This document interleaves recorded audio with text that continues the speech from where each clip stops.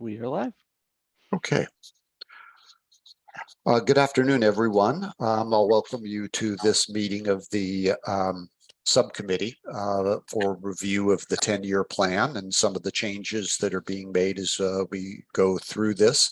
First order of duty is to call roll, and I'll ask on Austin Christopher to make that Christofferson to make that to do that for IB board members.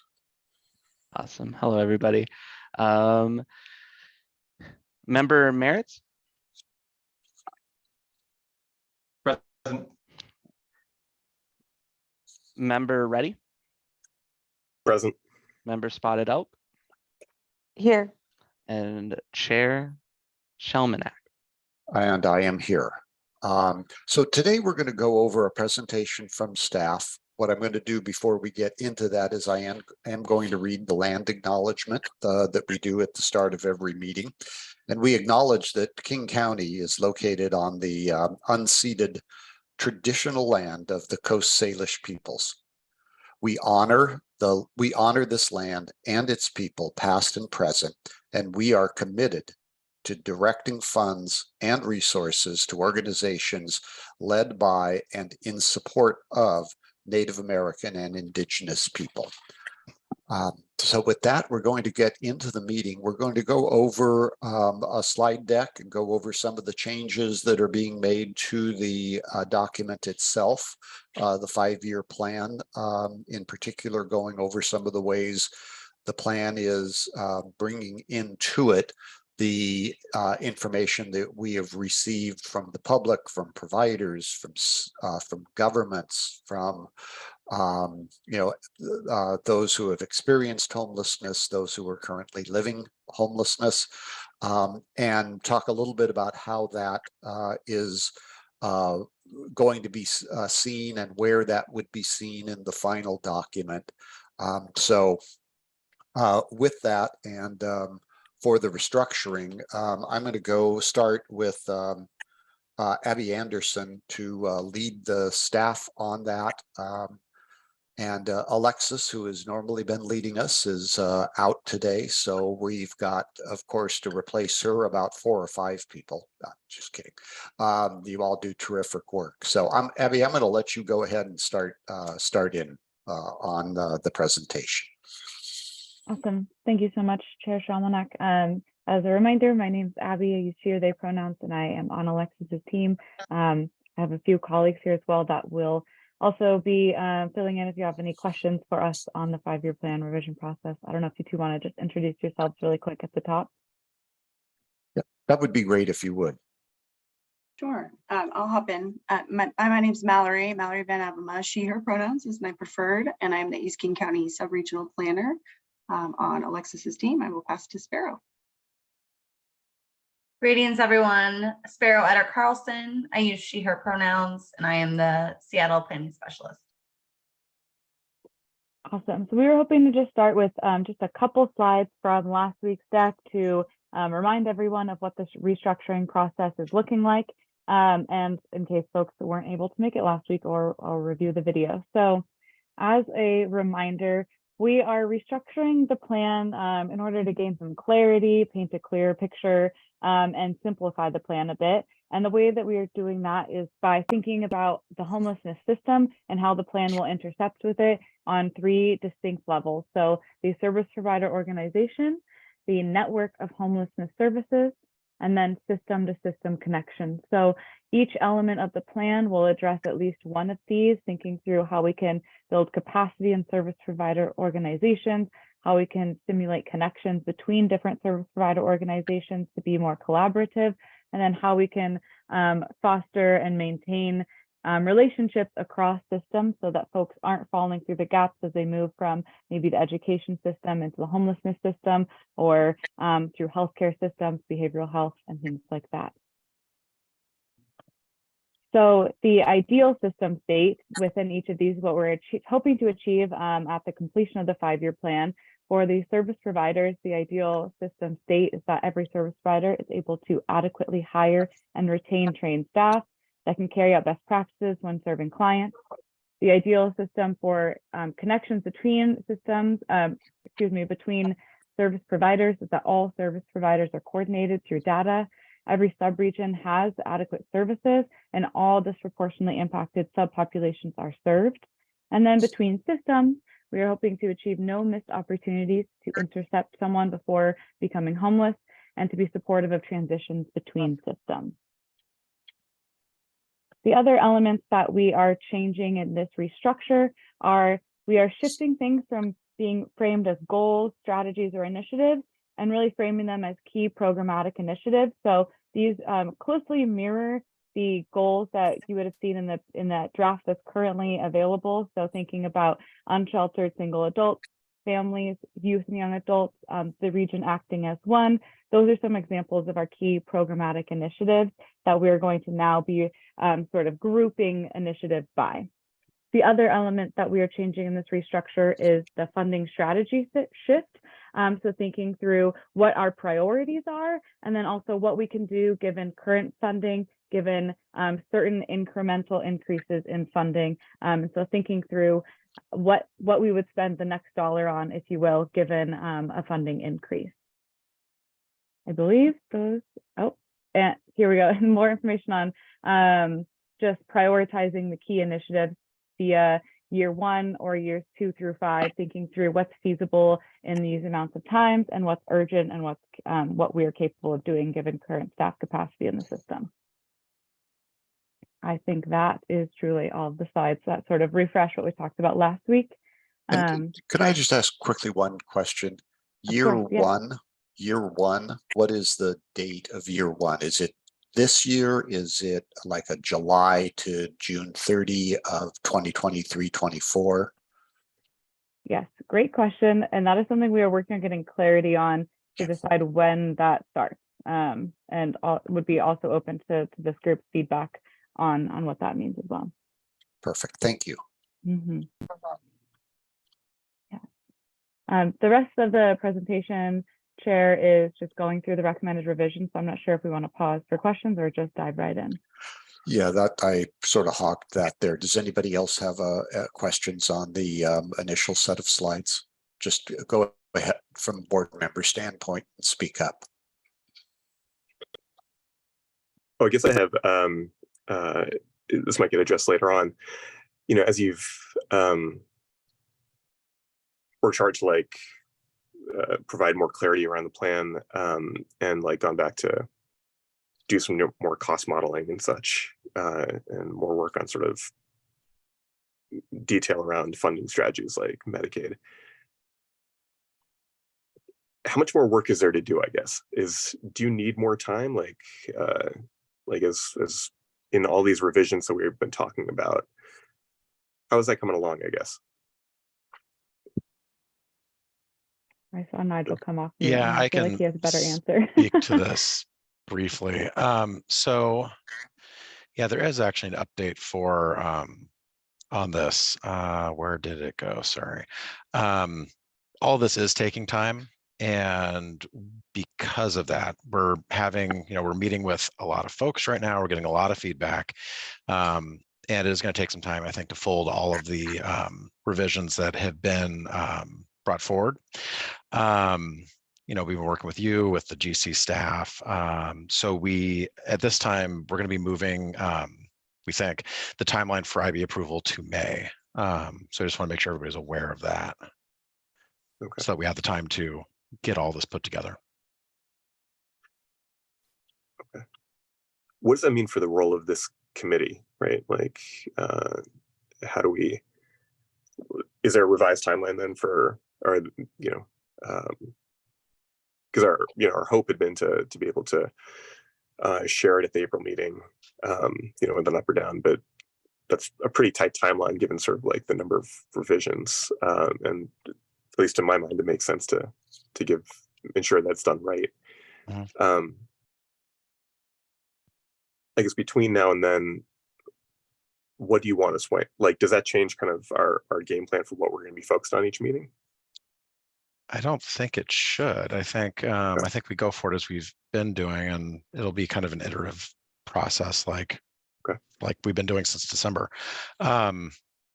this just gives more time for us to make sure everything is where we want it to be, and that everybody has had the input that they've wanted to have. And it also gives you another chance to actually look at the document before you're voting. So So just if I could just jump in there from just a timing standpoint, and knowing that this is going to go to May, it would be good to have the next true draft of the plan for all of us to look at.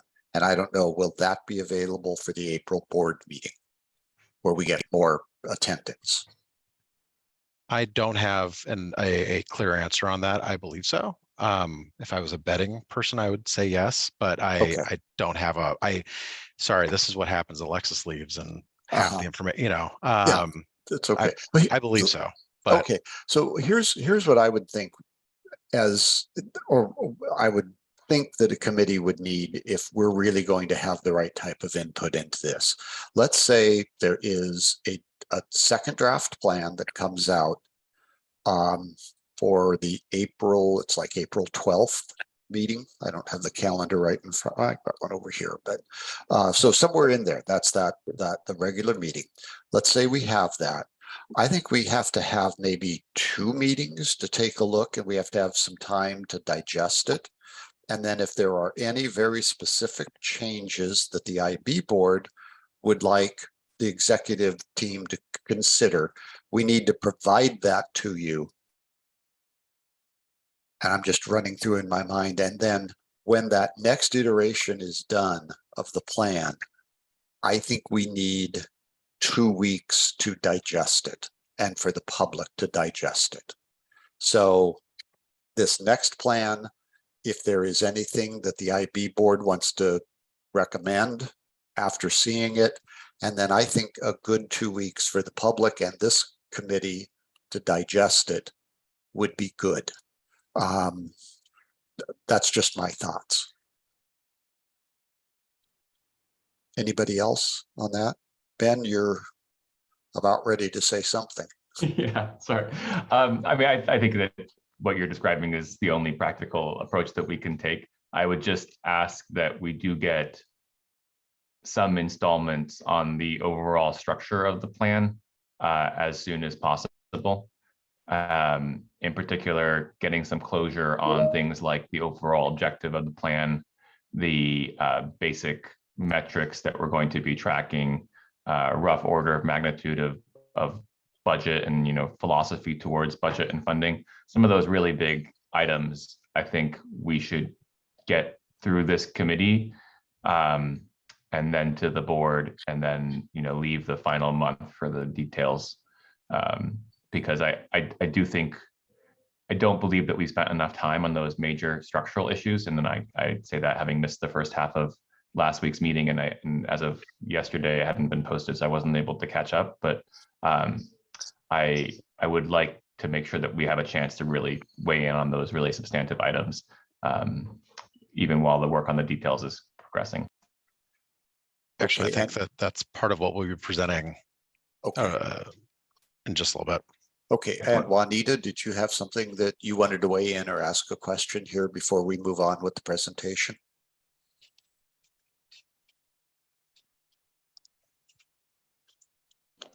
There you are. No, I'm listening. I just apologize. My signal was weak. I was out of state visiting my children, so I apologize for last week. Oh, that's okay. Yeah, I'm here, and thank you for all your input. It's also valuable, and I just try to catch up. So thank you.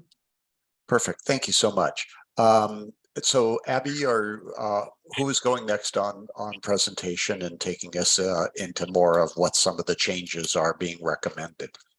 Yep, I can continue sharing my Perfect. screen. I just want to provide a little clarity. So these are the recommended revisions that were in that original recommended revision memo. They are not the structural changes. So we have changed the verbiage a little bit to reflect, because before they were organized by goal and strategy, and now we have changed it a bit to reflect which programmatic key initiative area they would fall under. But these are sort of returning back to that original memo. I hope that provides some clarity. So we can start, and this is part of the original agenda that was, or the original timeline that was sent out was to go through a certain number of initiatives, and we've just taken away the technical revisions because we know that this group decided to review those separately. So these are all of the larger recommended revisions. So the first one is recommended revision number 1, which in the previous language, adding a new goal, goal 8. With the new structural changes, we'll be adding a new key programmatic initiative, which is to focus on what the community can do to help. And there are a few initiative areas that are at the end of this slide deck that would be falling under this if this goal were to be given a thumbs up by this body.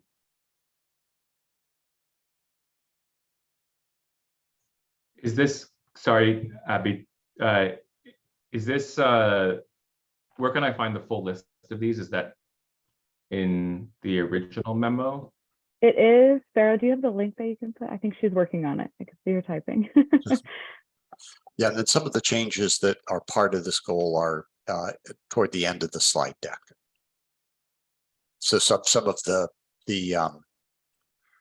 meat, if you will, on this concept. I can also get it quickly because I put it in the notes, so I got it. Looks like Sparrow's having issues, so Thank you so much. no Thanks. problem.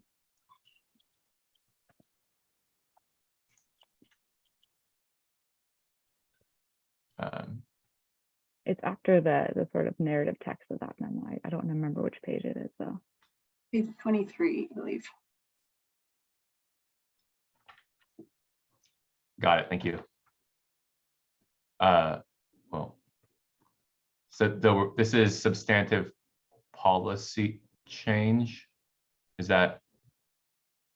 This is recommended revision number 1, which I believe is labeled as a new strategy, but I could be. Oh, new strategy. Okay, so basically, just I may be the only one who's trying to follow along here, but we have this long list of things from the memo. This has not changed since a while ago, right?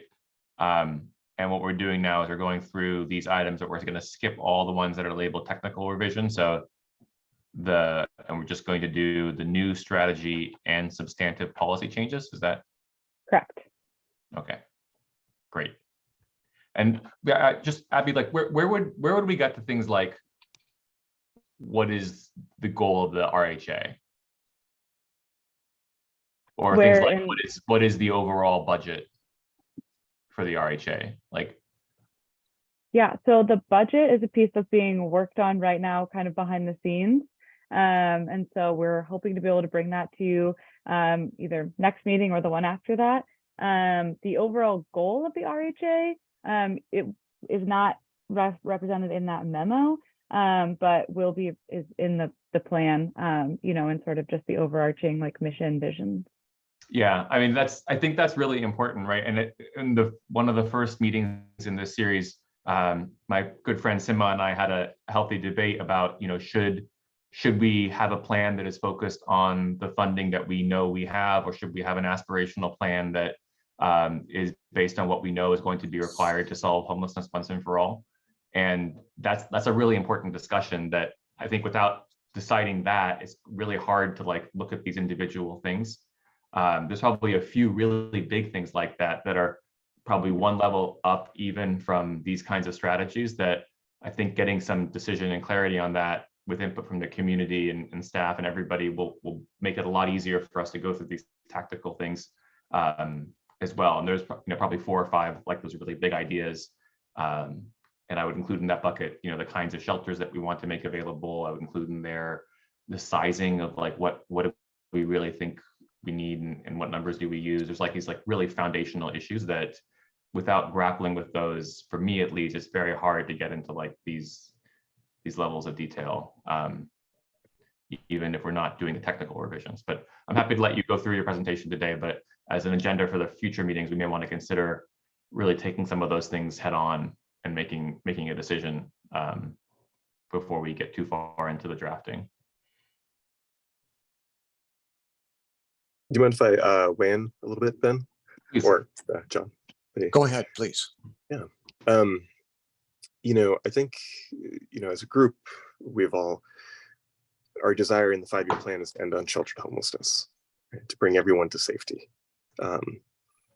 And I think in your cost modeling, the goal for next week is to make sure that, I think this was a bit of a failure in that first draft, right? That there wasn't a clear separation of what is happening in that first year when you have a budget that's very similar to what we have now, right?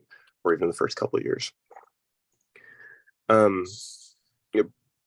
Yeah, I guess the part that I would sort of suggest is that we have, and something I've really liked in the way that we are talking about this in our revisions, is that we actually have a couple things we need to do. Like, I think number one is we've talked about the scale of the problem, right? Like the scope of this issue. And, I think this may have been sort of an assumption that I thought everybody shared and but may not be. That with what we have in this moment, we don't have the resources to end unsheltered homelessness in 5 years. Like, if you took every bit of money and turned it into, I don't know, the cheapest possible shelter you could possibly make, what you would end up with is a whole bunch of mats on the floor and nobody transitioning onto permanent housing. And if you went all the way in the other direction, like we're just going to build permanent supportive housing, you'd have a lot of people outside. Like, with what we have, we can't fully accomplish that goal. And so I think laying out the scope of the problem is important. And the second piece of that is not just laying out the scope of the problem, but is there a path to actually achieving that, of scaling to that point, right? And that's the thing, like, when we're talking about Medicaid funding as one path, like a funding strategy. Like, that's, I think, a key part of this plan. Part of the plan has to be, is there a way that we can grow without having to go around locally? Can we find new federal funding, new state funding, et cetera, to grow to where we need to get? But then that other piece, right? Like, the important thing, the most urgent piece that we need to do right now, in addition to finding new funding strategies, is what we're talking about here. And I think you pointed to really well, Ben. What do we do with a 10% increase in budget or 50% increase in budget? How good can we make this system now? How efficient can we make this chaotic assortment of services we have now work? Because we'll gain some efficiency and we'll gain some improvement in the numbers of people we bring inside just through that.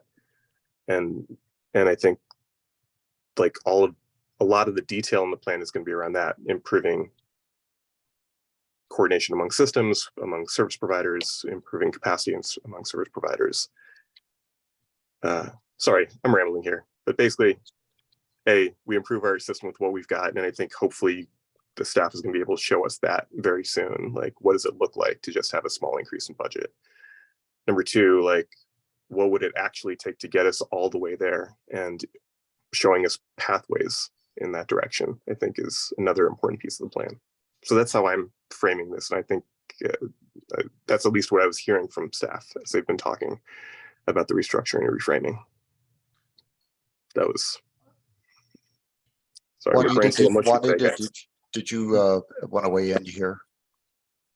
Yeah, thank you. I just wanted to add something as we were talking about the stakeholders and the communities.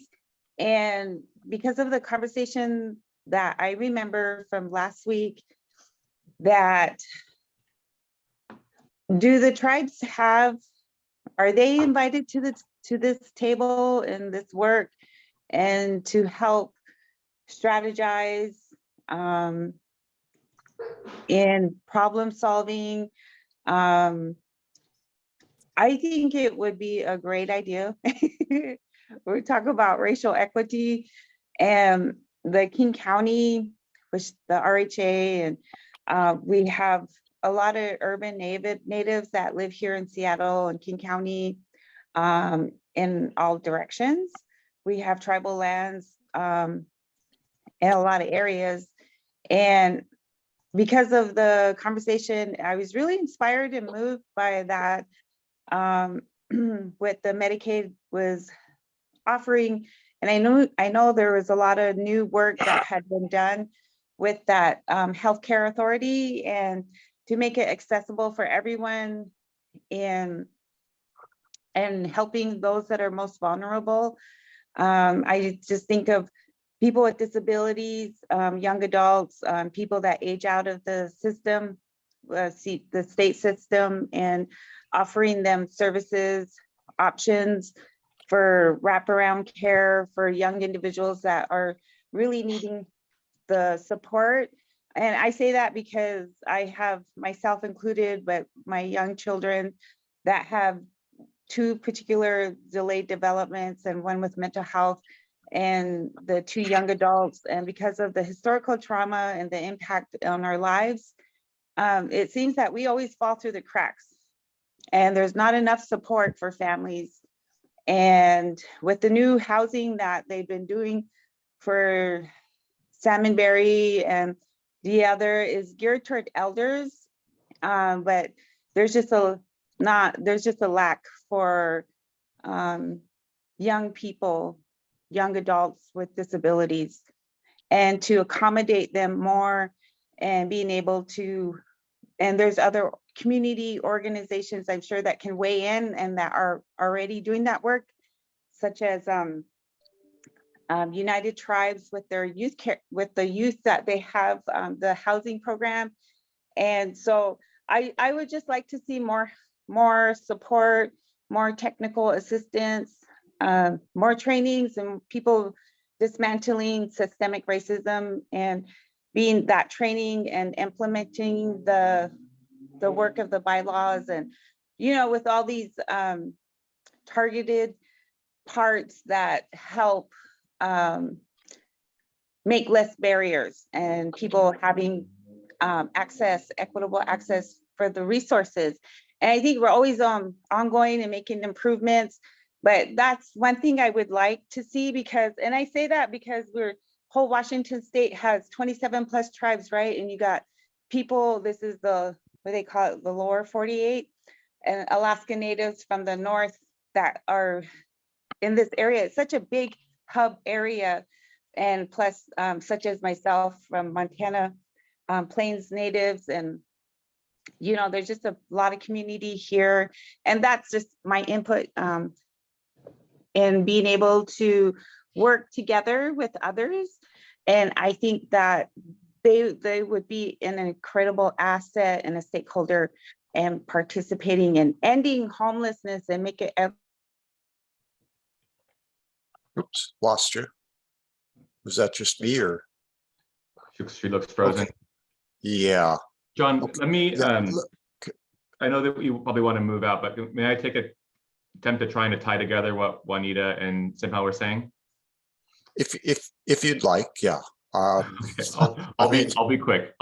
Okay. So I believe Juanita was talking about the need to really engage some of the major constituencies here, including she spoke very eloquently about the Native community. And I think that Simha teed up a really important choice, which is that we have limited funds. How should we spend those funds while we wait to go and get more funds? And there is a significant choice, right? Simha made the point that we may not have the ability to bring everybody inside with the funds that we have. I don't know if that's true or not. I think that there are very low cost shelter types where we could bring people inside that in some cases may be mattresses on a floor, but perhaps might be tiny house villages or other things. Mattresses on the floor is a pejorative term for congregate housing, congregate shelters. There are congregate shelters that aren't just mattresses on a floor. But I personally, for one, think that our objective here has to be to bring as many people inside in the most humane way possible with the funds that we have now, and then to allow ourselves time to go and explore other funding sources down the road, but not to count on those, because there are people who are outside right now who need to come inside, who are in grave risk for their health and their lives. And that's a choice, right? That's a choice of, do we want to continue providing permanent housing and individual shelters to people, to a small portion of people who need it? Or do we want to change our direction and try and provide as much emergency shelter to as many people as possible? And when I speak to stakeholder groups, including the Native people that Juanita is describing, as well as the Lived Experience Coalition, which Juanita obviously also represents, they have very strong views on these topics and these really, really fundamental strategy questions. And I think we have to engage them and make those choices. I don't believe that we can just accept the default of what's been done before as a continuation for what we need to do going forward. And so I thank Juanita for bringing up that point and reminding us that we need to ask other people what they think and bring them in. But I do think we need to frame this discussion in a set of choices that are meaningful, not just technical revisions of the document. I thank you for taking the time. I'm sorry, I know we're not making I bet this is a good discussion. I really do believe, and I've got some things I'd like to weigh in on, but I'm not. Okay. It's a good discussion of this agency, how it works, how the boards work, how the staff works, and how we focus on what it is, even defining what we're doing. And the whole concept here was to do something different. That really centered on the voice of the homeless, and that it would be able to be very quickly reactive to things. And I just think this is the first really big issue that we've had to deal with. And I really appreciate that. Diversity is a great word, but what I really appreciate in this is the diversity of experience, thought, and approach that each members have, but many of them are very different approaches. So at that, I'm going to leave. I want to get us moving on, and there are some discussions on some issues that I know people hold dear, like congregate housing, like THVs, toward the end of the presentation here. So let's, if you don't mind, let's keep going.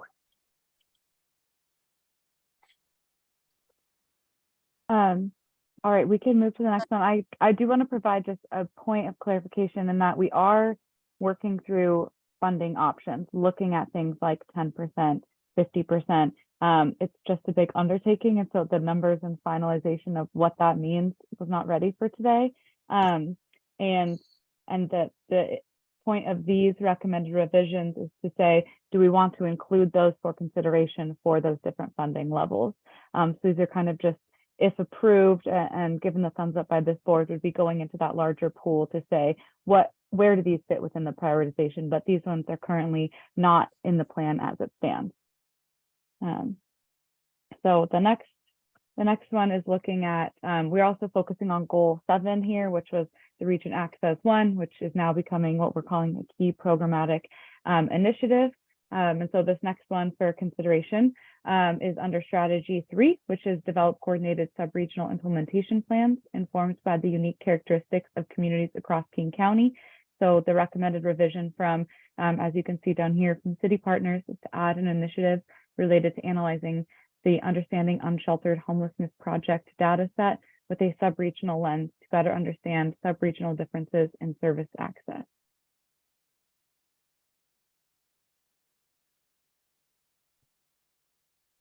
I'm sorry, I don't understand this. What could you just explain again and maybe say what UUHP is? Yes, so UUHP is the Understanding Unsheltered Homelessness Project, which is the which was the methodological exception that we were granted by HUD to perform the 2022 point in time count. So it was a series of qualitative interviews. I was not hired by a KCRHA at this time, so I don't know if either of my colleagues want to step in and describe that project a little bit more. But it is something that city partners have asked for, to see that data that resulted from that project disaggregated by sub-region. I mean, so this for me would be the example of something that does not need to be in our 5-year plan. This is like something that it's a good idea. I mean, yes, we should analyze data and stuff like that, but this to me feels like normal course business. It's not really strategic for the RHA. So I don't know what that means. I'm like a yes or a no on this one. I just don't think this is particularly relevant to the very important conversations that we've been having.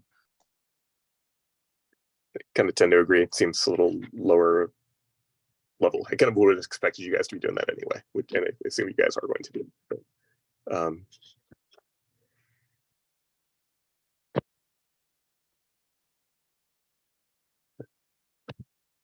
is there something we're missing? I guess. Like, is there?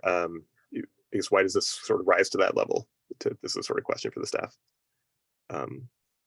Sima, I think this related to the point in time count that we didn't do. We did it in a different way. We use a sampling methodology, and the city partners want like more detail on that methodology, as the LECs raise the same concern. Is that what this is about? Yeah. Yeah. So I mean, this is kind of a very weird way of phrasing that. I do think that there is a fundamental, maybe the fundamental question here is, how should we be sizing unsheltered homelessness? Should we be using a census method like has been done for many years, or a sampling method like the RHA attempted this time? And maybe there's another fundamental question about how much transparency should we provide, because there was basically it was like one page, like 1 or 2 pages saying we interviewed 500 people and the answer is 13,400. There was no like detail on that whatsoever that was shared. So maybe that's the fundamental issue, is like, how do we count people and how much transparency should we share? And Joy made a comment here, a thing in the comments. I'll just read this out loud. As a city partner, part of the context is that this has not been happening already. The data has not been made available, and there is significant importance of understanding disparity in services across our subregions. This incorporates issues of historical funding patterns and infrastructure that leads to disparities based on where you experience homelessness. I mean, that's difficult to disagree with that. So jumping on, why is this important? We're not a regional agency. We're an agency funded by King County, which does serve King County, but is only one of the local governments in King County, and Seattle. They are the signatories. There are now a couple of cities in the north part of the county that are looking to become signatories in some way. But the idea is to get this to act as one. And that's why this is important, is that, and just as the staff member from the city of Auburn said, the suburban cities have been asking for this. And so to get these cities to join in, I think this is an important element that we should recognize and say, this is what we're going to try to do. I found the story in the Seattle Times back from first week of March very interesting in terms of where our people who are unsheltered homeless come from, what the jurisdictions are, what jurisdictions, how many of the jurisdictions have shelter beds to meet those. And it was a good discussion. I'm not sure how good the data is, but to me, that's why you would want to include this in Goal 7. Thank you both to Joy and staff and John. That's reassuring. It makes sense.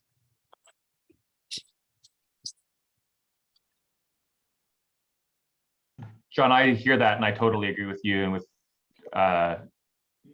this is true. I think maybe we take this up one level and just basically say that RHA should be committing to full transparency with city partners on how we share data about and insights, in general. And I think there is a good discussion to have about what methodology we use to try and size unsheltered homelessness. We know we have seen widely different numbers from the authority on this, which should be a fairly straightforward question.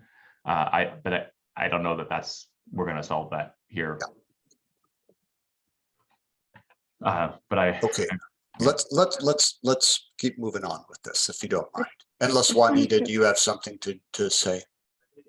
No, I just had a question. You know how the Seattle Housing Authority opens up their Section 8 every so many years, and because of the CARES Act and this, the the work that was done in collecting the data in order to receive the funding. And I remember we were getting numbers and just how many people were getting housed, and getting that kind of detailed information was helpful. And so I think it was such a great opportunity for those emergency vouchers. And I was just wondering how for HUD and being able to, if they're going to open up again in the future, and how their work is working with RHA and being able to open up more subsidies for affordable housing, and with the wait list with the low rent housing, and just if they were somewhere involved in all this work. So that's a question for a staff member. Do any of you have knowledge of that and how that might be working? I do not have any information on that. I'm so sorry. I know Nigel had to step away for a moment, but what I would say, Juanita, in regards to the emergency housing vouchers in particular, is there's been a whole lot of advocacy to kind of recollect vouchers that are not being utilized elsewhere, since so many people got into housing with those in King County. So there's a lot of pressure on, we're exerting as an agency on HUD to say, these have been so effective at getting folks housed in King County, and we would love to pull some of those vouchers that are not being used elsewhere if any reallocation occurs, because there's a lot of markets that are relatively underperforming, unfortunately, and folks are having a hard time leasing up elsewhere. So we are hopeful that on reallocation, that King County will be a very competitive region for more EHVs. Yeah, I think that the way that could fit into the 5-year plan is, you know, tied into some of the conversations on like FCS reimbursement of Medicare. You know, the authority should have a small advocacy operation that's going to try to bring more resources to our community, particularly from federal partners. And you know, ultimately, I personally believe that the real solution to homelessness involves making what we call Section 8, making the housing choice vouchers and emergency housing vouchers a mandate for everyone who needs them. There's a long road to go between now and there, but that's I do think that's where we should be headed. Okay, I think we are good to move on to the next one. Great. Staying in Goal 7 Strategy 3, the next recommended revision raised by city partners and elected officials is to remove the Public Interest Committee as the body to affirm sub-regional plans, and then remove the corresponding metric that also calls for that. And I have to tell you, I would need a little bit of help on what is the Public Interest Committee.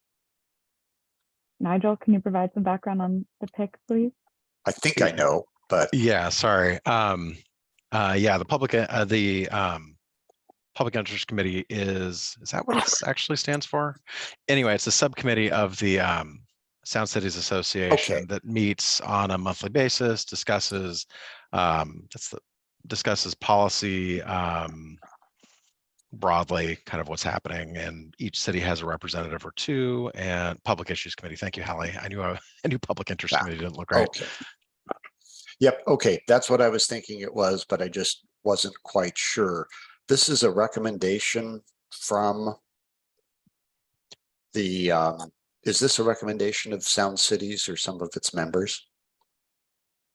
Yeah, so in the original version of the 5-year plan, we had language in there where we originally the PIC was going to affirm sub-regional plans as they were approved.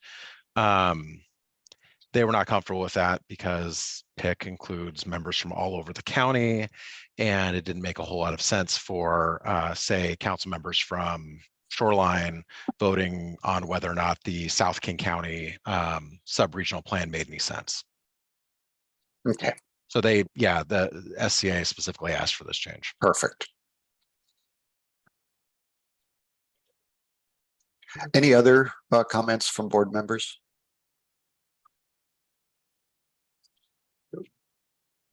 Having spent a few hours of my life at PIC meetings, I would concur.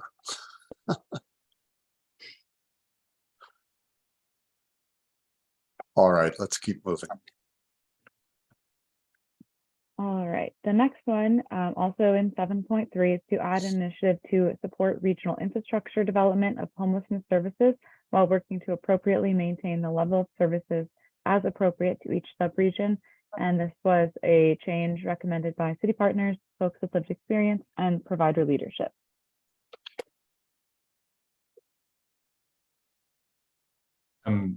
You'll have to help us understand this a little bit better as well.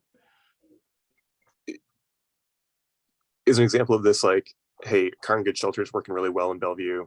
We want to make sure that gets funding next year. Is that sort of an example of this kind of?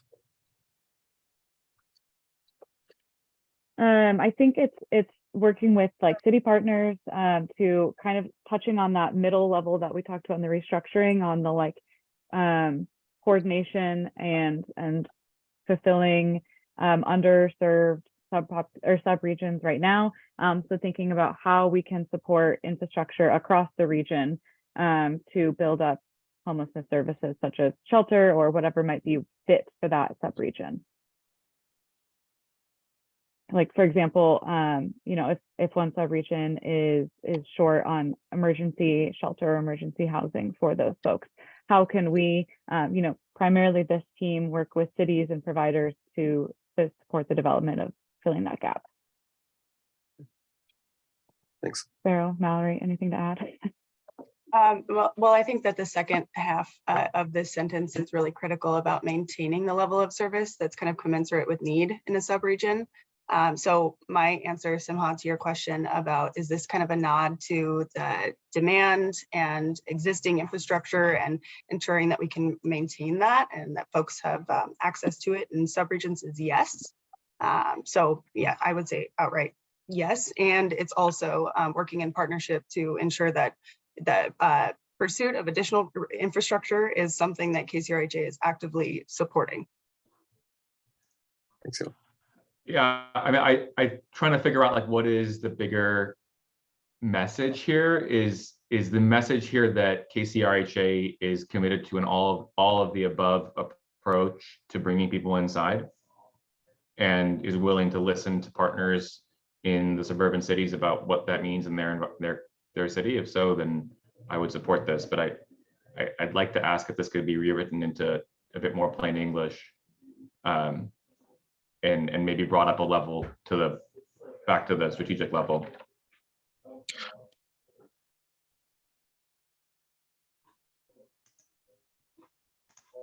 Well, I know there are a couple of staff from suburban cities that are here, but I'm thinking what this is saying is that as the cities become part of KCRHA, they are looking for the support for regional infrastructure. So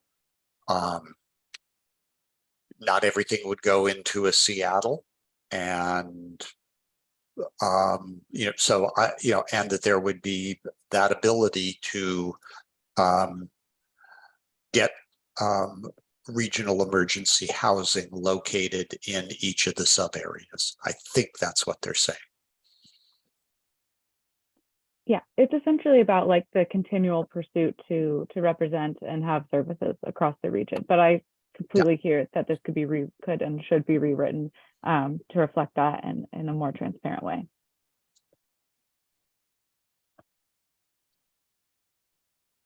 Okay.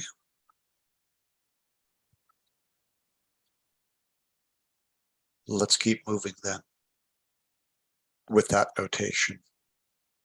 Yeah, Sparrow's capturing all of the notes and feedback you all have. So rest assured that it is being captured. So moving still in goal 7, or the region acts as one area, looking at strategy 2, which is coordinated entry, serves as the foundational pathway for temporary and permanent housing connections. So within this strategy, again, will be restructured into the key programmatic areas, but adding an initiative within this section to review regional access point design to support improvements for client experience and overall access to housing.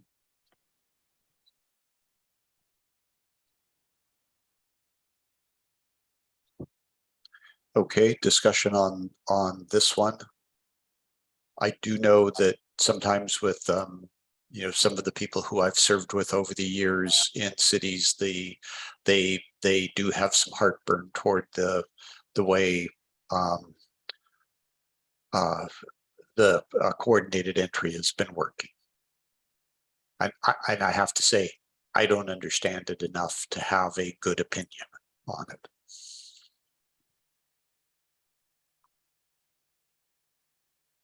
I think with the coordinated entry, there's just been a making it more accessible. For example, with the Chief Seattle Club members that are registered, when they register, whether they're homeless, and there's some key questions that they ask if they're sleeping outside. And I think that makes it more easier for them to serve their community. And I noticed, I don't know all the details with coordinated entry and making those access points easier for families and individuals to access, get in their system and be on the wait list. And I know in the past, I haven't used that specifically because it was real traumatic, and there was just a lack of information that I wasn't fully aware of. But I think being a DV survivor, it helps to have people that need to be knowledgeable about, like, rapid rehousing, for example, to know in their work that people fleeing DV are eligible for someone who's homeless. And then I've known, because I got locked out of that, and it was really, it was a huge barrier. In fact, we didn't get services because of that. But just that's when I listening to all this, I think there's more work and being able to make sure that providers are trained really fully and making sure that no one gets, falls through the cracks. So just, yeah, go ahead, Deb. Go ahead. No, go ahead, please. So I'm just trying to read between the lines on this one. This is, I believe, because the original version of the plan had a sentence in there that said that all shelters would move into coordinated entry for all. And that was something that many providers were concerned about. I believe that was in 7.2 as well. I just went back and reread it. Is this basically saying that in addition to coordinated entry for all, we might also use the regional access points as a way of allocating capacity in shelters? That's a great question. The regional access points are, just for everybody's awareness, so we're all kind of grounded, is the kind of 5 centers for the general population to actually show up, establish either an appointment. There are some that have drop-in hours to complete a coordinated entry assessment to be entered into the system.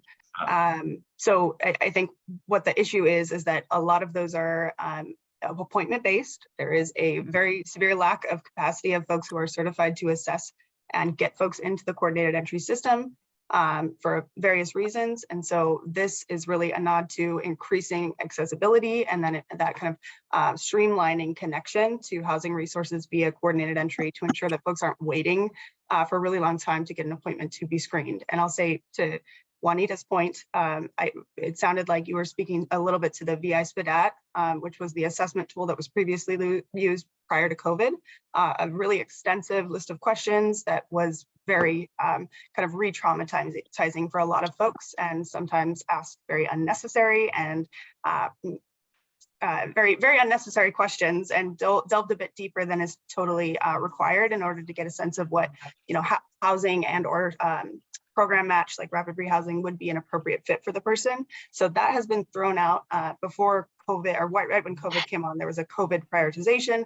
So there's been shifts already to make coordinated entry a lot easier to access for folks, but we are still seeing a lot of bottlenecking because we have a lack of assessors and we have a very high demand for those appointments at the regional access points across the county. So I think this is not necessarily Board Member Merritt speaking to your first point about this being in tandem to that coordinated entry as the pathway for all housing and shelter resources. but is more about how can we create more opportunities for access to be assessed to the system, and make sure that the system itself is kind of operating at a sophisticated level that's pairing people appropriately with a resource in their community or that meets their needs. So Mallory, thank you for that clarification. I mean, there's clearly two issues with coordinated entry. One is how can we make it better and more effective? Secondly is should coordinated entry be the system that controls access to the shelter spaces? Two very different points. I hope we get to talk about the second one. This sounds like it's the first one. I would certainly support making coordinated entry better. I would hope that we could rewrite this sentence in a way that makes that more clear. If I may just say, I think this, I mean, this points to sort of broader issues around coordinated entry, but like, it's the RAPs specifically, like these regional access points, these 5 particular spots that, you know, when the idea for them came around, it's like, no, it's not a terrible idea, right? Like have a few places in the community people can go to get assessed for their long-term housing needs. But bottleneck, I think, is the right word, right? Like, yeah, unless they are like very high functioning, it just creates some bottlenecking. So I'm glad to hear that, like a rethink or just a focus on making sure these are just these RAPs, if they can, are designed as well as is possible. Makes a lot of sense to me.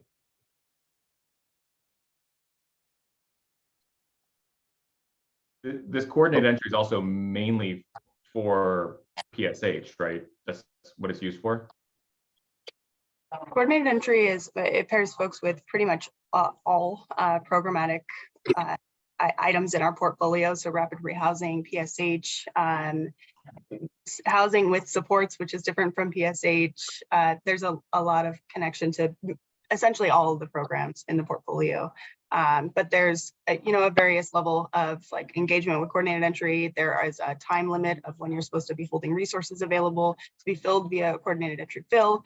I think we probably would benefit from having our wonderful coordinated entry team come in and give a primer on how it works and where they see pinch points too, because I think that's a recognition and a commitment to improve the system and make it more nimble and again, like increase the sophistication also so that it's really doing a really good and sound matching. Yeah, I've gotten a huge amount of feedback about coordinated entry from various stakeholders that think that what you described would be very beneficial. So that'll be great to do that. Abby and staff, I just want to do a time check here. We're an hour in. How many more slides do you have on this? I believe we only have 2 or 3. Okay, perfect. Because I think we will get into some more discussion as we get into a couple of the last ones. So any more on this slide? Okay, let's keep moving. All right, so the next one is also within 7.2 or the Region Access 1, talking about coordinated entry. This one is recommending to add an initiative to support the advisory committee in their role advising the functions of coordinated entry.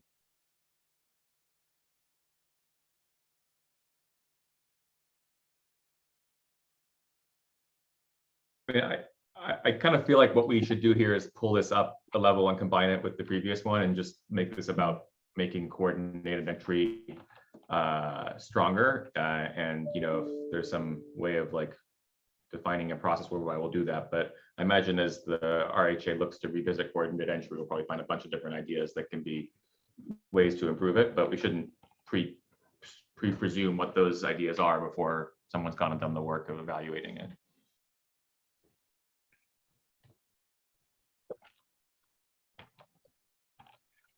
Any other comment on this slide?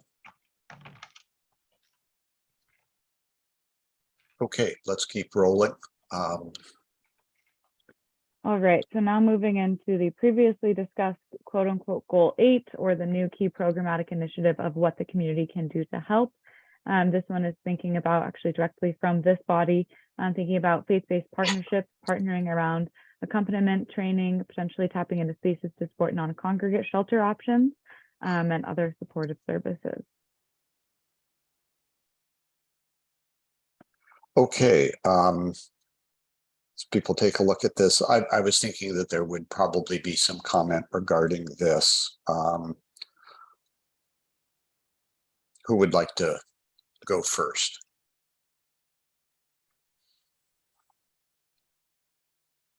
I mean, I think it's great. I think if we're having community organizations and partners who want to step into the role of providing services, finding ways to support them in doing so makes sense. And the faith community in particular has like really played a huge role in this space for decades. Ben or Juanita? Well, how I accessed housing was out in Renton, faith-based churches where we stayed in a church, and that's how. And then there was another one on the east side that are faith-based, and they really did excellent work. And I'm just so thankful for them, just to have a roof, and it was a big, huge stability in our time when we needed it. So I really hope to have more faith-based communities, because we have a lot of in the whole area.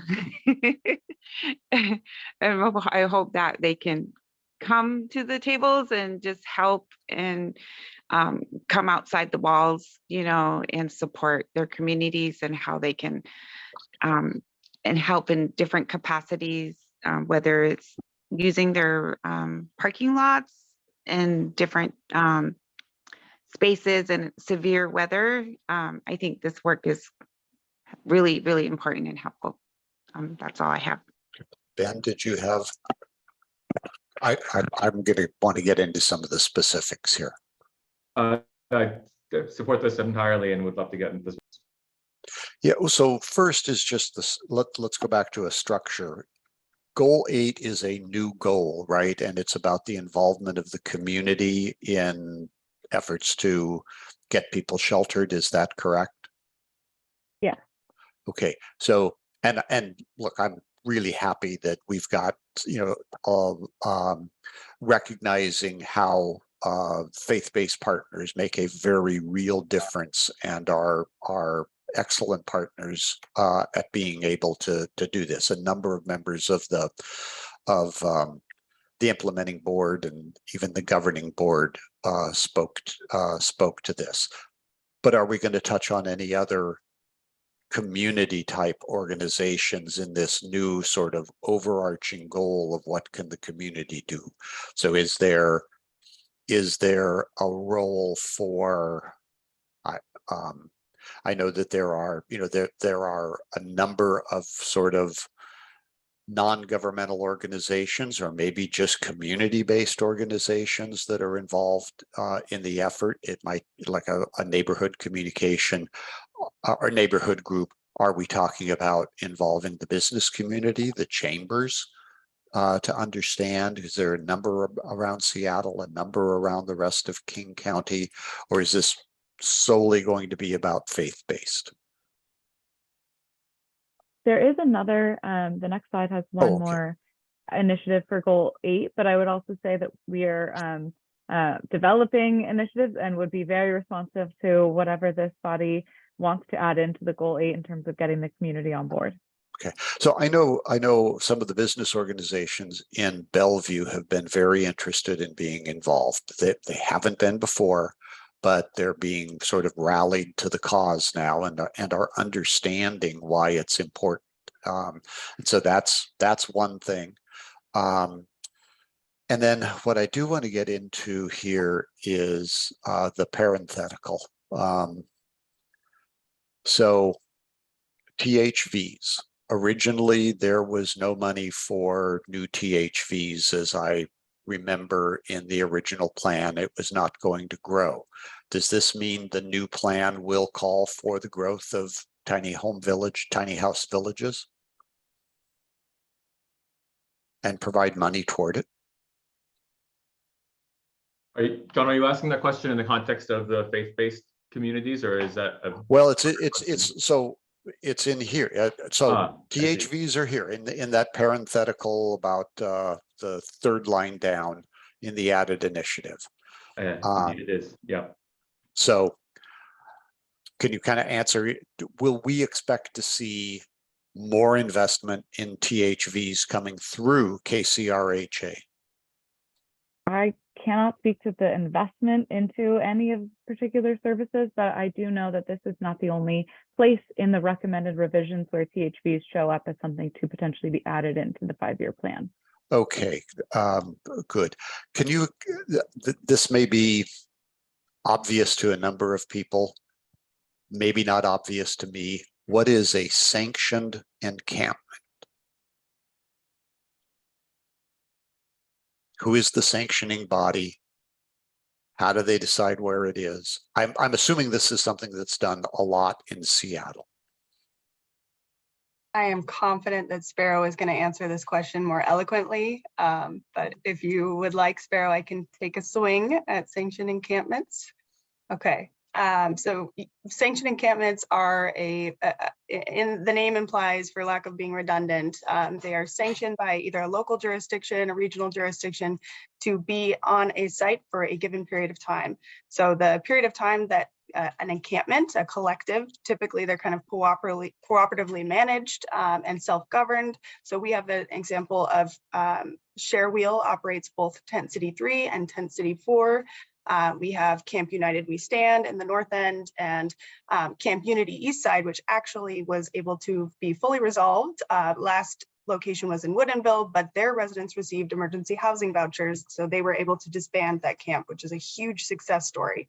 Sanctioned encampments, again, they're kind of self-governed, usually very organized. They have various levels of kind of camp expectations and rules for being a part of the community. Typically, they're required to move about every 90 days, depending on which jurisdiction they reside in.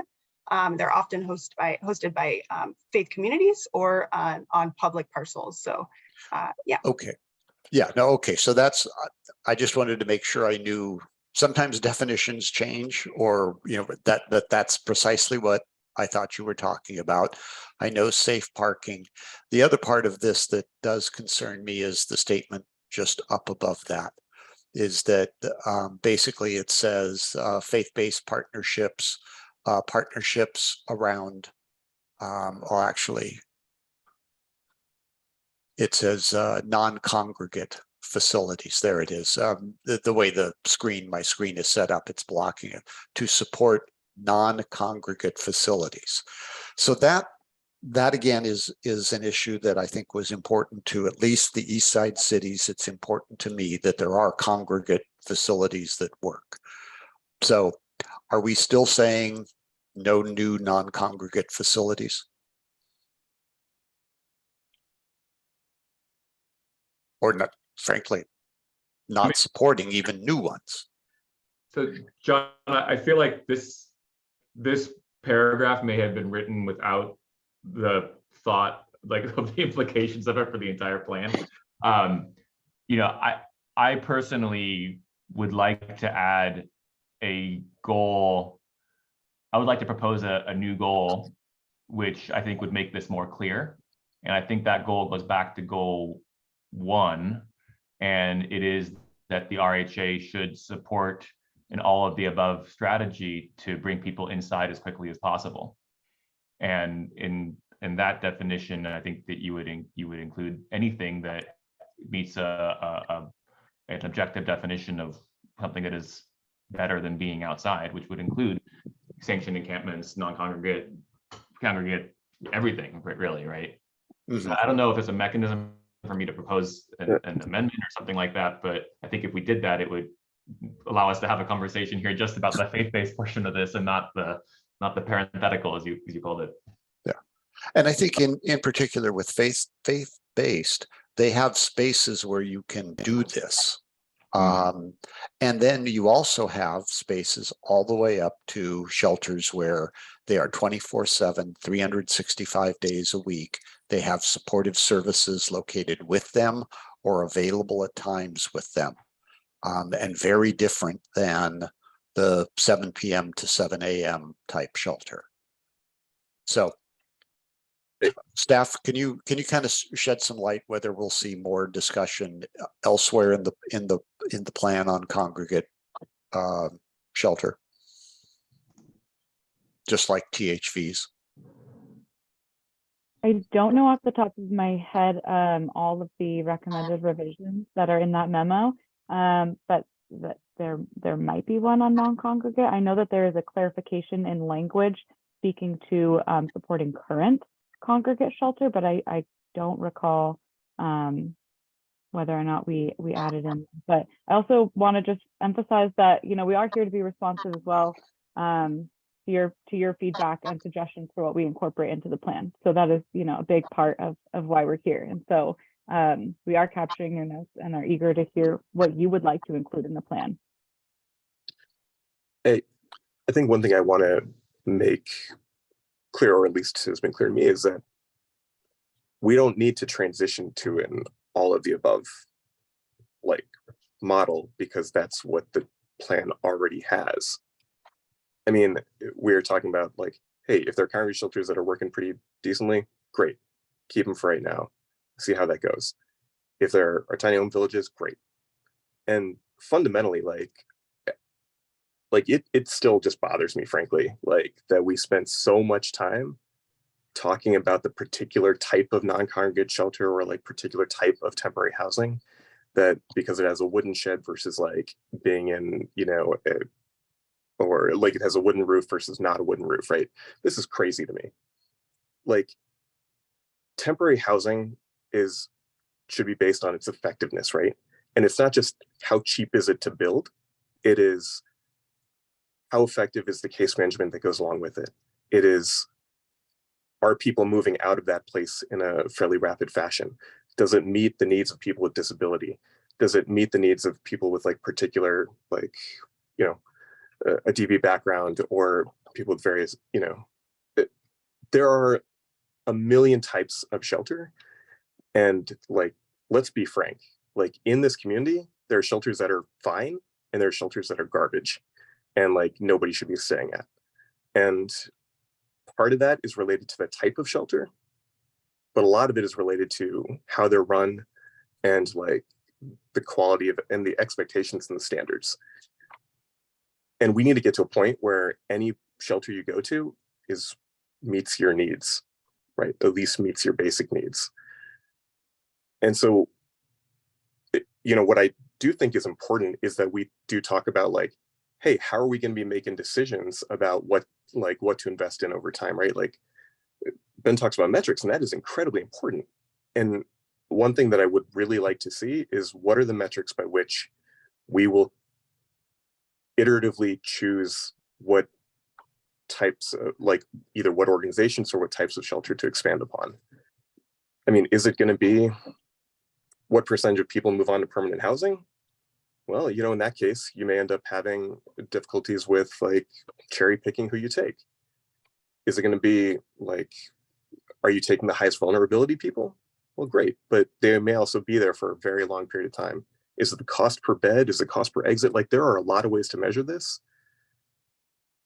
And like, I'm sorry, I'm just sort of ranting a little bit, but like the level of like the amount of time that we spend talking about how you build the thing is mind-boggling to me. I just don't get it. Like it should just be, is it working or not working? And all right, I'll stop there. This is Juanita. The faith-based, when I was reading this, it brought to mind the landscaping work that Sparrow did and all these different organizations coming together. And I just remember this particular faith-based in Seattle downtown, they offer outpatient pro services, but they're not state funded. They get funding in a different way, but I would like to support them and their work. Salvation Army used to have it. I don't know what their new, if they're rebuilding or what, but they also offered, they had their own residency type where they brought people in from the outside and offered them an opportunity for recovery and training and classes. And I had a friend that went through there, and I went through this other one myself. I can't think of it, the name of it right now. It's been so long, but that's how I came to Seattle, and I got involved in that program, and they did tremendous work.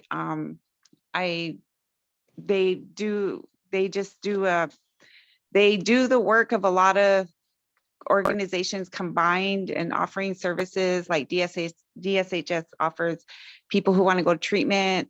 And then they had an element of transitional housing and permanent housing. And I think they really focus on getting people the help they need to be stable in all different capacities. So when I read that, that's what came to mind. Is that something that is in this area for the revision recommendation to get access for other supportive housing, that because they pull people off the street and people just go in and say, I need help. And I think every opportunity that anybody wants to go in and is asking for help, and they offer support services, and I think they're an excellent program to support.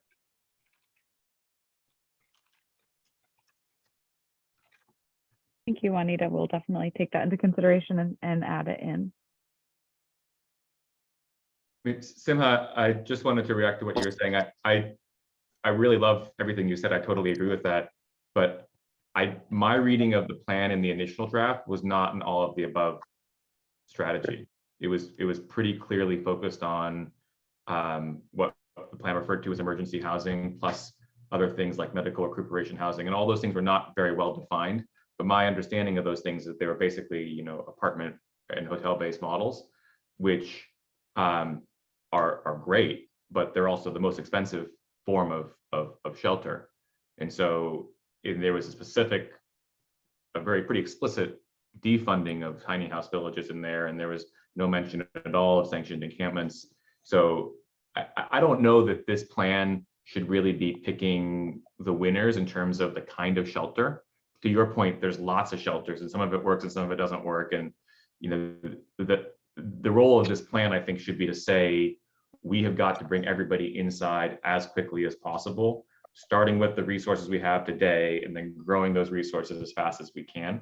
And we should set minimum standards for what does a humane shelter look like. We should not be going and investing in inhumane conditions for anybody. The whole point of this is to avoid that.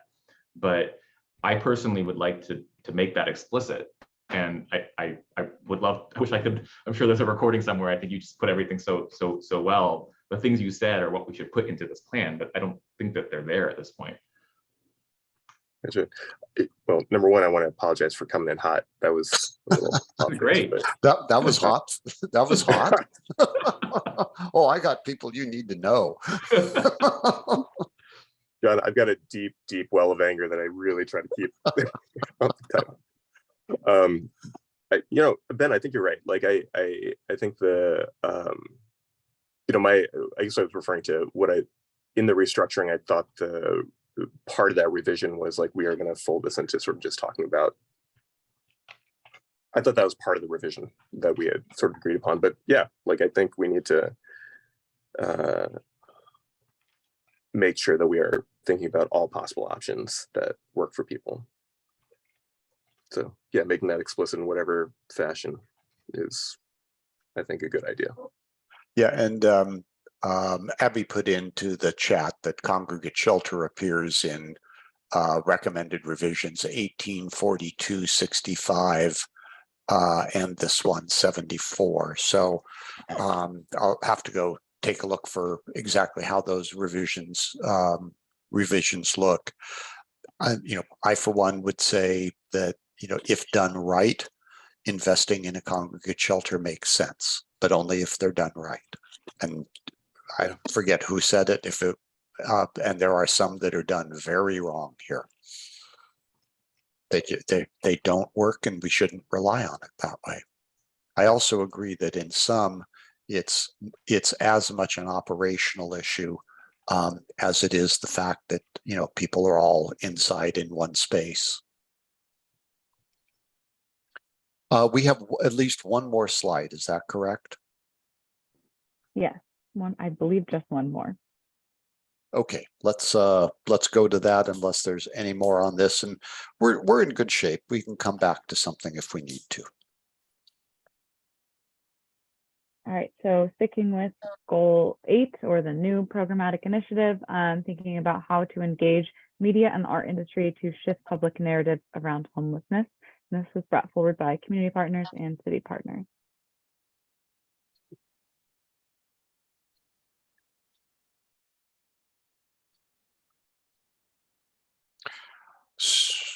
Okay. A couple of broad terms, media and art industry. So I'm just kind of wondering what the thought is here. Yeah, admittedly, it is broad. I believe that the thought was just how to engage things that the general public engage with in order to begin to shape a different narrative around homelessness than what we often see. I think that's an excellent tool to bring awareness. I saw a documentary on Bobby Joe out of Kansas City, and she was an addict and real hardcore, and she shares her story. And it's so powerful because she ends up opening all these houses up, fixes them up, transforms them, and they help people off the streets and give them services. And it was so inspiring. And when I read this, the social media, I think when we do the narratives from people with lived experience and how the transformation, how they were able to get out of the gutter and be able to recover, I mean, it gives hope and inspiration to everyone. And just being how that transformation and to witness that miraculous healing I think is so powerful. And I know we have so many in the community, even just organizations, how their history got formed, like Child Haven, for example, how they started and how they provide services for their foster children and daycare setting, and they do so much more. And any different type of organization, Plymouth Housing, their history, I believe it's building community is powerful. And I think it needs to be to change that negative narrative that there's hope and change in our city and with love and community, because we all share this space, and be able to lift others up is a powerful narrative. And then have testimonials, how it has happened and how it creates more, I believe it perpetuates that narrative that we're doing great things and we're making changes and it's possible.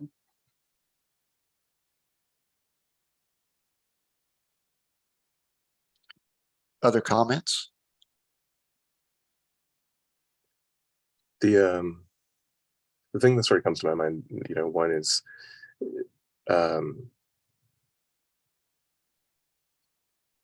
being careful to ensure that this is not like, I mean, I don't think this is the intention of the revision, but it's not a PR campaign to say that everything's great, right? Like that's not what we're shooting for. The phrase that came to my mind as this came up was, I think Mark mentioned this idea of embracing complexity, right? That and frankly, and we need to set humanity. And a lot of times what you see about homelessness is, really awful and also dumb. Like people are looking at it very simplistically, and sometimes it would be nice to have people actually like understand, hey, this is kind of a wicked problem that like requires a lot of collaboration and a lot of hard work, and like the humanity piece of it, right? That seeing how people can succeed is incredibly important. How people can move on with their lives is important, not just for the community at large, but like for the people doing it. I don't know. It's just incredibly important. Right? So 100% agree with Juanita. Like those stories inspire and keep us going.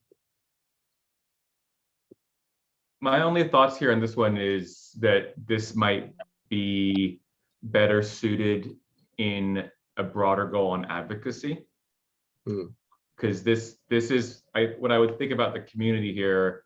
I think this is really around energizing for the faith-based group and giving them a framework for how they can participate in some of the key things where they have real value, bringing in the corporate world to like build support, individuals who want to volunteer, all that stuff. Goal 8, great. We should definitely do that. I think there's a separate goal around advocacy where I would include things like go out and try and advocate for more housing choice vouchers in our community, go out and try and better inform policymakers in other systems around how their activities reinforce homelessness, as well as educate the broader community and change the narrative around the shape of homelessness. To me, that's more of like an advocacy thing, which is, I think, a worthy goal, and a way of like, we have so many good ideas about, oh, if we just go and get X to do Y, we'll make all this progress here. Getting X is doing X and Y is not part of our mandate, but we can try and influence them. And that, I think that's kind of an advocacy influencing group that could exist within the KCRHA to try and drive those outcomes forward.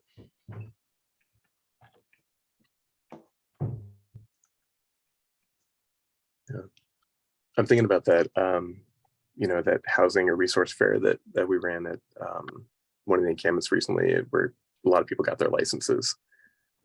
And like that being part of the narrative, I think is important, because it makes it more likely that maybe the next time that Department of Licensing is willing to step in, right? Like that is incredible work that they did. Like that's not a normal thing for a Department of Licensing employee to do, right? To show up at a random encampment and like start printing off flyers or printing off IDs. And having that story told, like the stories of our partners, the stories of like the people being served, maybe will inspire other people to, and other agencies to keep doing the work. The advocacy piece, I think, is huge. Right. I mean, there's so much, it's such a poorly understood problem. And there's so many places that the people who experience, there are people who are victims of homelessness get affected by the systems in a way that people don't understand. And unlocking that, like the DOL did not mean to exclude anybody from their licensing process, right? But they just didn't understand the specific challenges that constituency group had. And I would imagine that those DOL employees probably found that very rewarding, right? Their mission in life is to go get people driver's licenses. They probably really like that, but we needed to be there to help them understand that and bridge that gap. And I'm sure in the medical system, Sima, you can give us a million examples of this happening where people want to help people, but just don't understand the specific needs of this community. I'm sure the criminal prison systems, various other places, we need to play that role.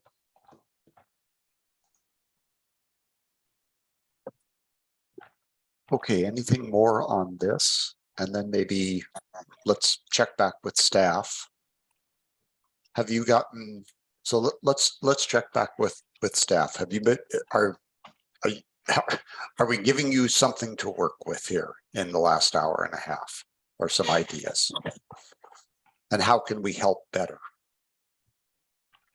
You're absolutely giving us material to work with. I think every time we all come together, we are informed on where to move forward with the plan. I don't have any particular comments on the best ways, new ways, but would be happy to still use the remaining time. I believe this was last slide. I'm just going to check myself really quick. Okay, now Yeah, when I served as staff to a couple of different agencies, if I ever got that question, there was a little bubble that said cancel the rest of your meetings, but it didn't come out. Okay, so if we do have a little bit of time here, is there, yes, go Zax. I don't know if you probably can't see down here, but is there anything else that we can help with while we've got another 15-20 minutes here, or are we good for the rest of the day from a staffing standpoint? It's up to you all. I think if there's any more additional comments on the restructuring that we are currently working on, if there's, I know we don't have funding options to present, but if there's things you want to sort of offer as as staff are working on developing those, or anything else related to revising the 5-year plan, we are all ears for the next 25 minutes. So I'll pass that ball right back to you, Chair. Okay. Well, I think that is one of the things that we're really looking at is sort of the funding options and kind of those levels that they might be at and the reality of them. I will say that, you know, policy is policy, but the biggest policy setter in government is the budget. And so that's where you kind of get the idea of seeing how something is going to get funded and whether it actually will. So I think we're all looking forward to seeing those. And did we say we're at least a week or maybe 2 weeks from seeing those? Is that what I heard? Question. Nigel, I'm sorry. The model funding options, those are in process right now. They were mostly done, but we were given some feedback that is being cleaned up. Currently, I don't have an exact timeline. I would imagine that they would be ready for next week, but I'm not going to make any promises right now. Yeah, but even if they're not ready for next week, and I'm just kind of doing my calendaring here, we would have, if it's not next week, it would be 2 weeks, and that would still be prior to the full IB board. Yes, and we have folks working on them right now, so hopefully we will have something for you next week. John, yes, of course. Of course. So, you know, this is a good list of revisions. You know, I've asked, I think we had some substantive conversations here today that I think are helpful. I have, you know, a list of 4 or 5 other things that I think are sort of at this level, beyond the need to see a budget and a plan and the overall goals. But there's 4 or 5 things that I think I'd like to table for discussion, and I don't know what the appropriate way to do that would be. You know, I can list them now. I have. Yeah, why don't you go ahead and list them now, Ben, and then, you know, we'll kind of do a parking lot, if you will, and, you know, see how we might be able to get back to them. Okay, so some of these have been covered, but I'll just give you kind of my list. So firstly, I think, you know, I would like to add a goal that makes explicit what Sima said, which is our goal is to end unsheltered homelessness, and have that be our North Star that we just test everything against. And then closely related to that we should have an approach which is all of the above way of bringing people inside as quickly as possible with the budget that we have now, while advocating for more budget and better solutions. Those are 2 related things that I think could together kind of summarize what we have to go and do. Then I'm going to skip the things that we've already talked about today. I think there's some questions in here around the role of safe parking and RV parking. You know, I'd like to have a discussion about whether that should be part of our strategy or not. It's very difficult for me to envision a plan that has as its goal several thousand people living in their cars. That to me seems really, really messed up. But I understand we'll have some conversation there. I think that there's some questions around the role of purchasing real estate, including hotels, which is a strategy that has been pursued quite a bit through the COVID era, with great effect, but with one-time funding that has been very expensive, that we need to decide if that's going to be part of what we're going to do going forward or not, in the absence of that funding. If tens of millions of dollars fall from the sky again, I hope that we can do it, but until that happens, I think we need to discuss whether that's going to be part of our plan or not. There's the related areas of recuperative housing and recovery housing in the plan that I frankly just don't understand what that is very well, and I think that we need to have a discussion about that and what that looks like and how that works. I got 2 or 3 more. The Partnership for Zero. The plan has that being our base model for rolling out across the region. Partnership for Zero is something that is being piloted in downtown Seattle. The nature of that pilot has changed quite a bit in the last 3 or 4 months even. And I don't want to get into that now, but to me, it feels premature to be saying that that's our model, because we haven't even really figured out what the model is in the pilot yet. So I think we need to discuss that. This question of coordinated entry, should it be the way that everyone gets into shelter or not, I think has to be addressed head on. That we've gotten a huge amount of feedback from that around the community. And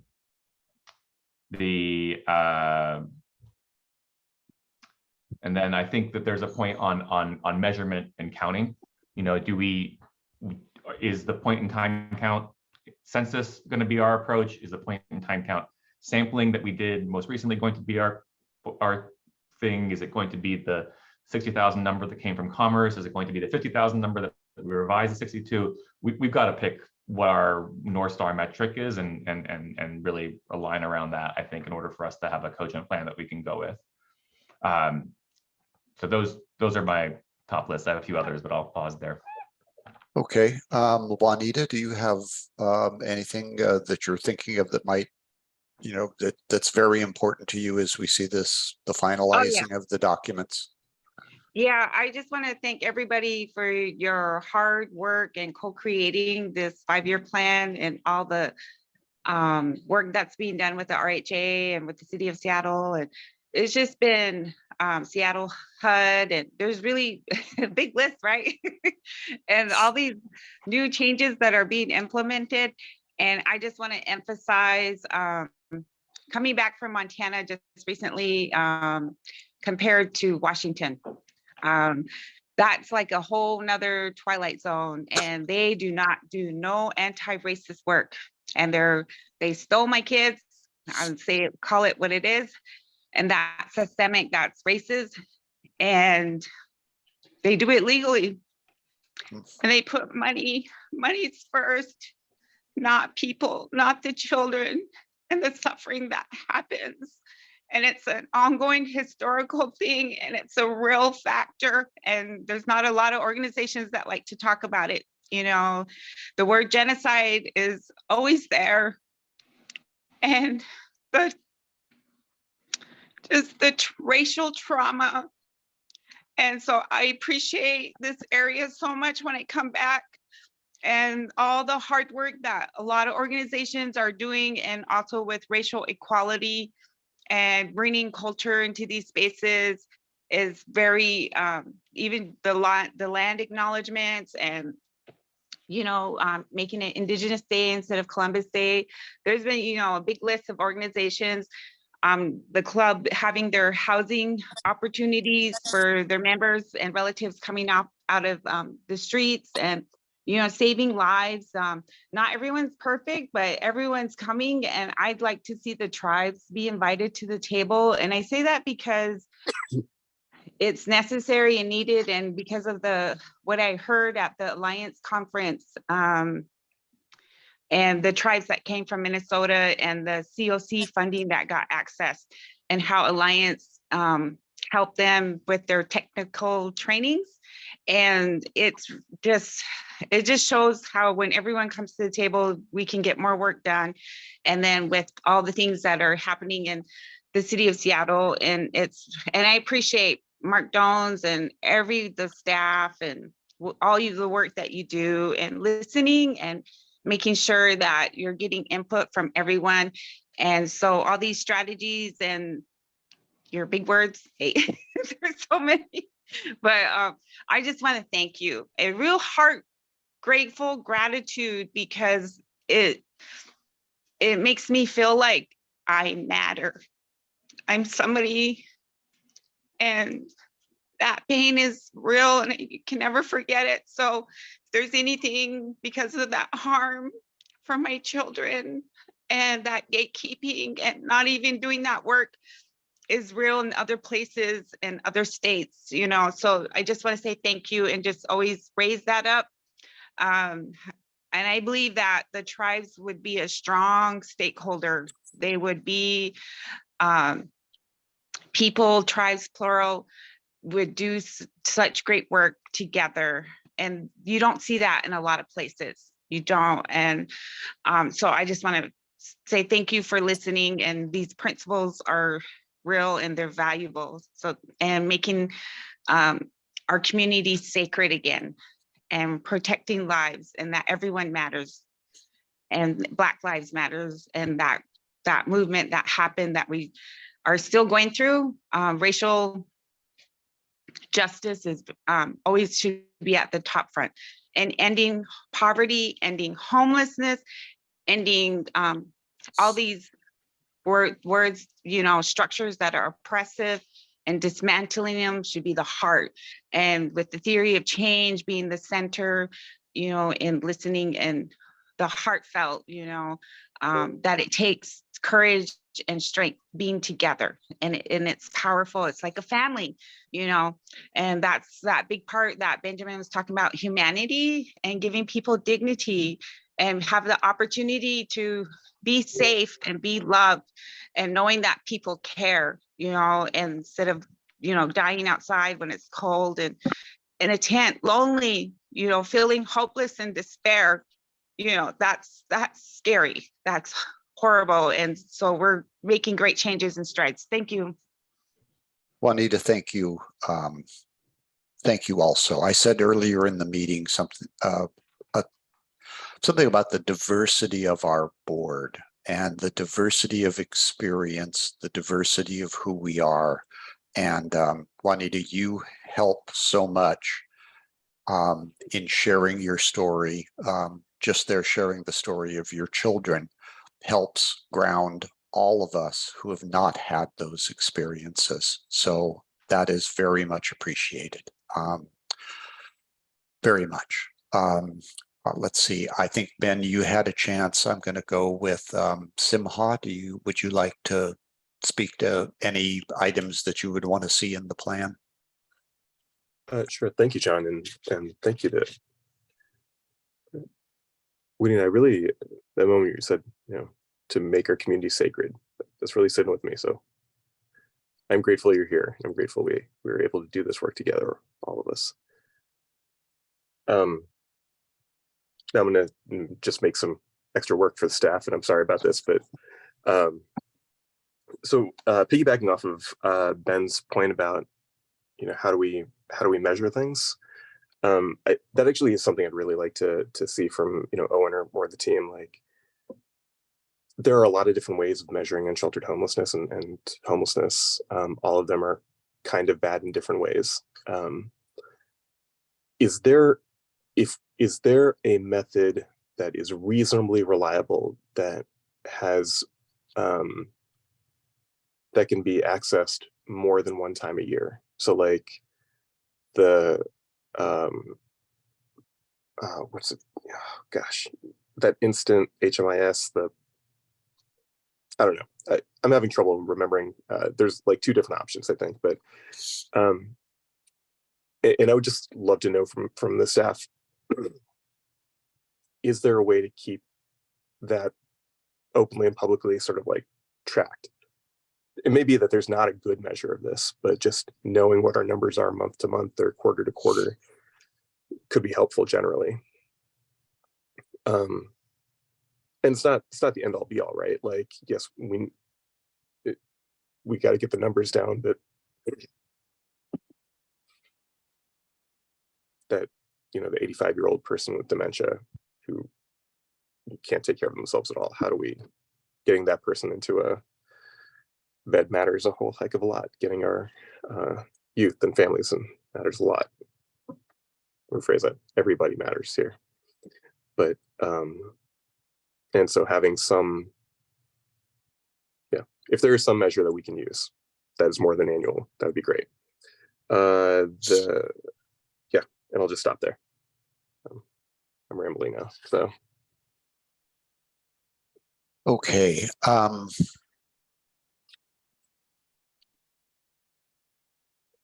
I don't really have a lot more to say. I would have to go back and take a look at the plan. So we consider RV and living in your car to be unsheltered homelessness, correct? I mean, that's part of the definition. Mm-hmm. Okay, so that group is unsheltered. Yet our plan calls for a pretty significant percentage, and I don't want to guess it off the top of my head, to be in cars or RVs, but in safe parking. So those that have, so I would want to make sure that we somehow work on distinguishing that. And if I also remember, exit to housing was fairly good out of living in your vehicle, but was very poor in the RV. And I think, clearly there are reasons for that. This is one of the things that sort of bothers me about this. If our goal is to get as many unsheltered people into shelter, but a significant portion of our metric is to have people in what we consider unsheltered emergency. It's that split there. So I'd like to see a little more explanation around why that becomes important. And personal, I mean, this is just personal. I would rather see people going in different directions than supporting RV. And I would say, I'm going to get myself in trouble here with a few people, but the supporting of the RV housing versus the supporting of the safe parking.